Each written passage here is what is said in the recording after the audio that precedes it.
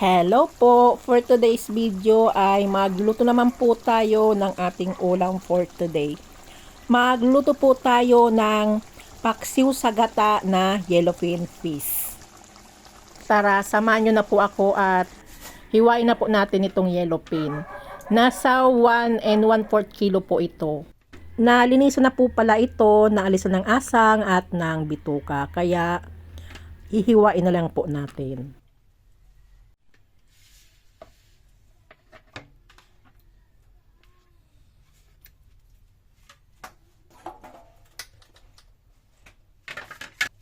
Pasensya na po, hindi po talaga ako marunong maghiwa ng isda. Lalo na po itong medyo malaki na po. Kaya talagang medyo nahihirapan na po akong maghiwa nito. Pero wala naman pa ako magagawa kasi wala naman pong ibang maghihiwa nito. Kaya tiyagaan na lang po natin.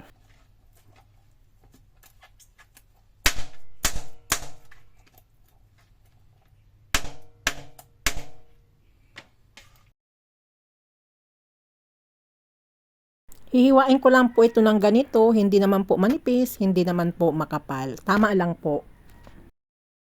Kasi hindi ko naman po ito uubusin, kukuha lang po tayo ng konti or ng ilang piraso. At yung kahalahati naman po ay itatabi muna po natin para sa susunod may maluluto naman po tayong pang-ulam. Medyo malaki naman po ito at medyo marami naman po ang may hiwa po natin ito.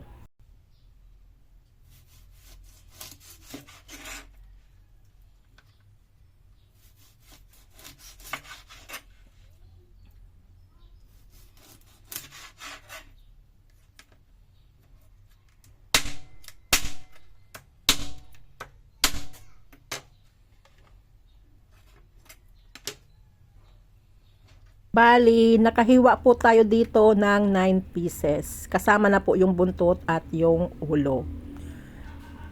Uhugasan muna po ulit natin ito para yung mga dugo-dugo pa po ay matanggal pa po.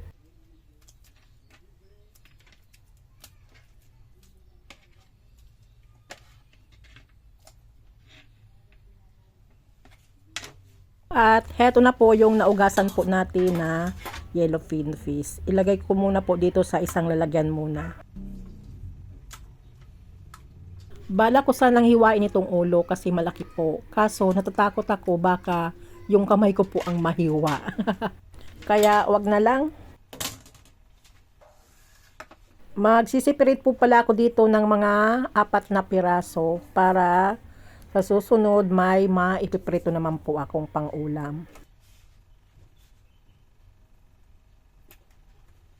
Tama na itong 4 na piraso. Ilagay na muna po natin sa freezer. Set aside muna po natin itong hiniwa po natin na isda. At maghihiwa naman po tayo ng mga sangkap na gagamitin po natin dito sa ating lulutuin. Hiwain at balatan na muna po natin itong sibuyas.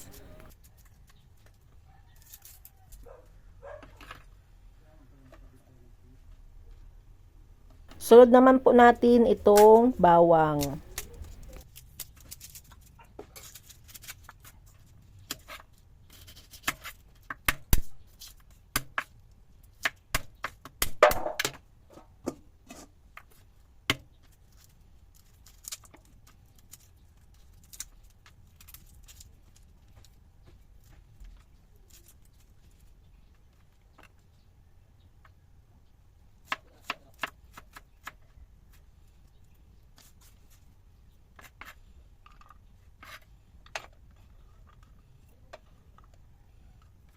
Kapag isda ang lulutuin, hindi mawawala itong luya kasi pang-alis ng lansa po ito.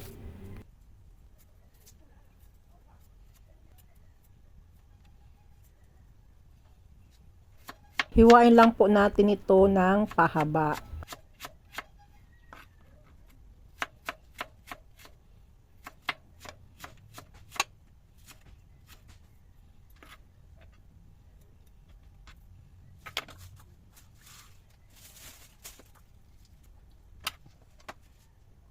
Pagkatapos po nating maiprepare itong mga sangkap, tayo po ay magluluto na. Tara, simulan na po natin ang pagluluto. Ilagay na po natin dito diretso sa kalan itong pan. Hindi pa po nakasindi ang apoy po dito. At ilalagay na po natin itong mga sangkap na hiniwa po natin kanina. Linagay ko na po yung bawang, sunod na po natin itong sibuyas at itong luya. I-spread po natin ng konti. At kung gusto nyo po ng medyo banghang, maglagay na lang po kayo ng sili. At ilagay na po natin itong hiniwa po natin kaninang isda.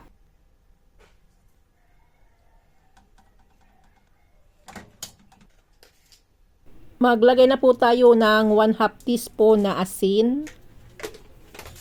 Maglalagay din po tayo dito ng seasoning. Optional lang po ito kung gusto niya lang po. At maglalagay din po tayo dito ng 1/2 teaspoon na durog na paminta. At maglalagay din po ako dito ng 2 tablespoon na soy sauce. Naglagay din po pala ako dito ng 1 teaspoon na sugar, pang balance lang po natin sa lasa.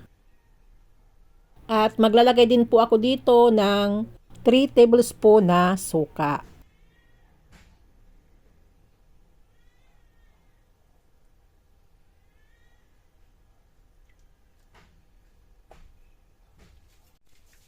Buksan na po natin itong apoy para makaluto na po tayo. Dahil nakalimutan ko po pala yung nyog, hindi ko po pala napipiga pa, pero lulutuin na po natin ito para pag kumulo na, ilalagay na lang po natin yung gata. Akala ko kasi po nakapiga na ako, yun pala hindi pa. At eto na po, at napiga ko na rin po yung gata, kaya ilalagay na po natin. Bali nasa 1½ cups po na gata itong linagay ko. Pwede rin pong isabay nyo na po itong gata sa una pa lang ninyong pagluluto nito. Dahil ako nakalimutan ko po na hindi ko pa pala napipiga yung nyog. Kaya heto na po yung ating linuluto na paksiw sa gata na yellowfin fish. Baliktarin po natin para yung kabilang side naman po yung maluto. Pagkalagay ko po pala ng gata kanina, hindi ko na po tinakpan para po yung gata po ay hindi po mamuo-muo. At heto na po ang ating linuluto na paksiw sa gata na yellowfin fish. Dahil luto na po ito, kaya inoff ko na po yung apoy. Kumuha na rin po kayo ng kanin at kakain na po tayo. Tikman na po natin itong ating linuto. Damihan po natin itong sabaw kasi masarap po ang sabaw nito. Pwede rin po kayo maglagay ng paborito po ninyong gulay dito. Lalo na po ang talong, masarap po dito. Kasi ako, wala na po akong stocks na gulay po dito. Tara, kain po tayo. Bago po tayo kumain, don't forget to like, share, and subscribe. Tinderang Kusinera.